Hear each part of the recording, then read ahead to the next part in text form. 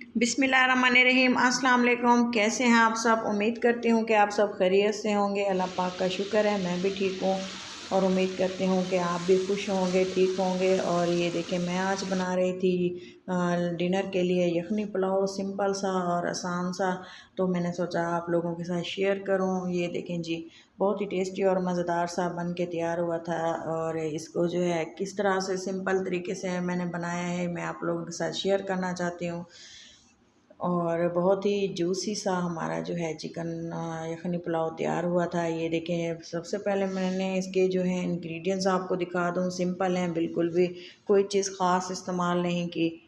Chicken को अच्छे से बॉईल कर लेंगे, कुछ हरे मसाले ऐड करके, प्याज, टमाटर और जो हरा मसाला होता है, लहसुन, सब्ज़ मिर्चें, तमाम चीज़ें मैंने बॉईल कर ली थी। और बॉईल करने के बाद अच्छे से इनको भून लिया था। भून लेने के बाद मैंने इसको जो है इसमें आलू ऐड किए थे। और ये देखें जी, टमाटर, प्याज और ये तमाम चीज़ें हम इनको रफली चॉप करके ही ऐड करेंगे, ज़्यादा इसको बारीक नहीं पीसना, क्योंकि ये वैसे भी बॉयल हो जाएंगे और गल जाएंगे। कुछ मेरे पास आज आइडिया नहीं था, तो मैंने सोचा कि यखनी पुलाव ही बना लिया जाए। और ये बच्चों को और बड़ों को बहुत ही पसंद आता है जब मैं बनाती हूँ, तो सिंपल सा है और फेवरेट है सबका।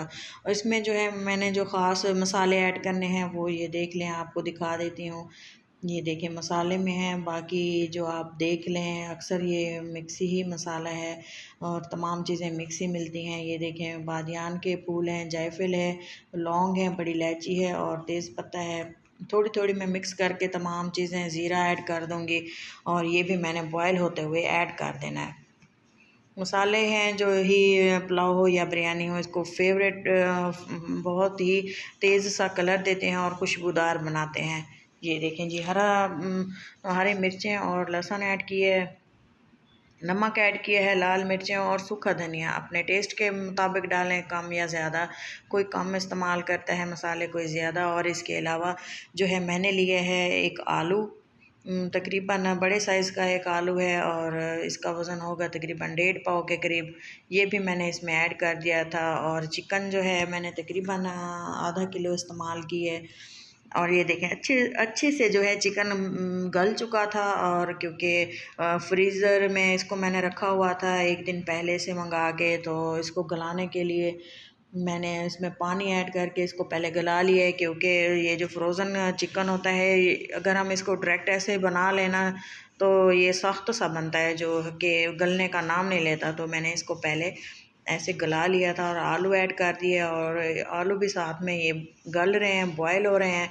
और इससे जो है आलू भी अच्छे से गल जाएंगे और चिकन भी अच्छे से। मैंने चिकन को जो है अभी तक इसमें कोई भी ऑयल वगैरह शामिल नहीं किया, दही ऐड करके अच्छे से इसको मिक्स कर दिया है। इससे जो है दही कब में कोई भी लम्स बाकी नहीं रहता।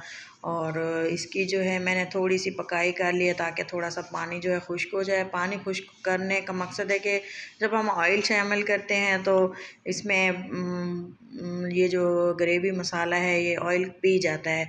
अगर हम इसको खुश्क करके ऑयल ऐड करेंगे तो जो हमारा ग्रेवी है ऑयल छोड़ देगी और अच्छे से इसकी भुनाई हो सकेगी और कलर बहुत ही खूबसूरत आएगा पुलाव का। ये देखें, अच्छे से फ्राई हो चुका है चिकन और आलू की अच्छे से भुनाई कर ली है। और ये देखें जी, मैं अब इसमें ऐड कर दूंगी चावल।